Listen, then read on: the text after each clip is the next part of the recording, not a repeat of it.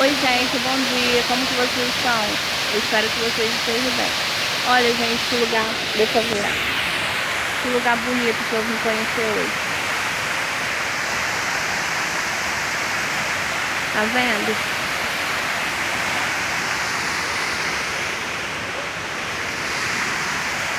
Essa é a cachoeira, gente, que tem aqui perto da minha casa. O nome dessa cachoeira é a Cachoeira do Galo. Ó, que lindo. E ali tá meu filho e meu marido, gente. Lá tá meu filho e meu marido.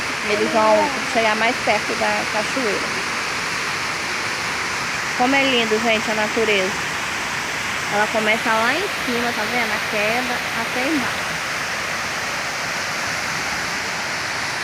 Olha lá, gente, eles.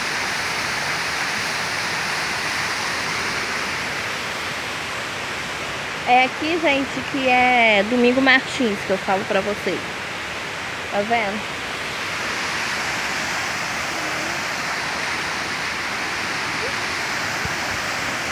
Ó, que coisa mais linda. É a natureza. Perfeito, gente.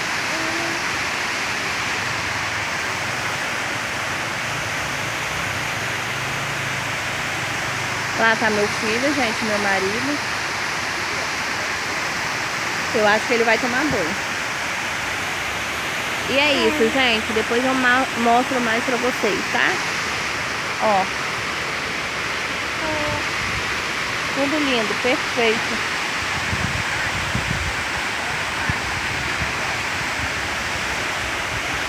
Ó.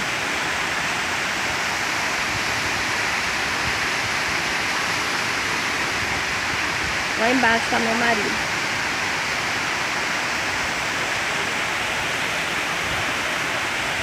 E é isso, gente. Eu vou ficando por aqui. Um beijo. E aqui tá eu. Nós estamos aqui em cima, gente. No mato, que eu tenho medo de chegar mais perto. Eu tô com a bebê no colo. Aí eu fico com medo. Beijo.